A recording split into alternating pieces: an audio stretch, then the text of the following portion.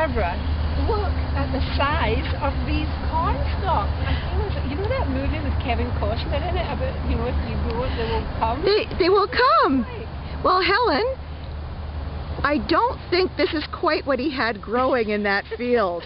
You'd have to wait a long time to get corn, in fact, probably forever, because that's giant reed grass. It's not actually corn at all. It looks like it. It certainly does. My goodness, now where would a grass like that grow? Well, obviously here. That's right. Apparently it's originally from the Mediterranean, so you may have seen it on some of your travels. I don't know. From time to time people will grow it in their garden and be a little surprised at, sort of like you could have this in front of the house or instead of the house. Yeah. Grass is tall right here, isn't it? It really is. Do you know what that is? Arundo Donax. Okay. She's cheating. I just read the sign. So this is another case where it would be good to have seen this growing in the botanical garden so that you can know what to expect. That's precisely right.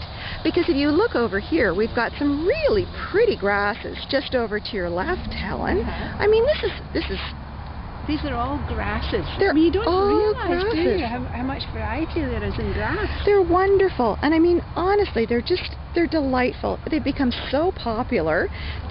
People like to hear them rustle in the wind. That's right, yeah. They're just now, fabulous. Some of these grasses, like this great big one in the background that's fascinating me, would they perhaps grow differently if you grew them in a different climate? Or you'd still get the plant, but maybe it wouldn't be as humongous? It may not be as tall, and in fact, maybe I should have one of my friends from Thunder Bay try that out just to see what would happen. Or you could sow some in front of your dining No, room window. perhaps not, Helen.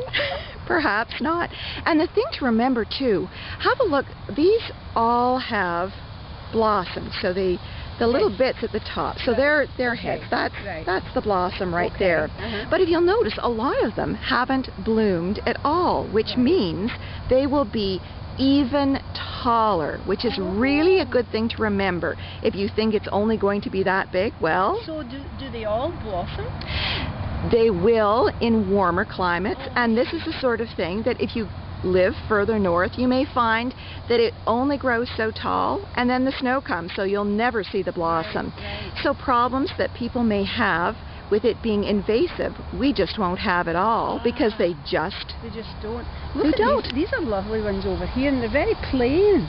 But look at the size of these ones here. These are quite small in comparison to some of these other ones. Absolutely. They're just very nice. That one's actually, it's Pennisetum.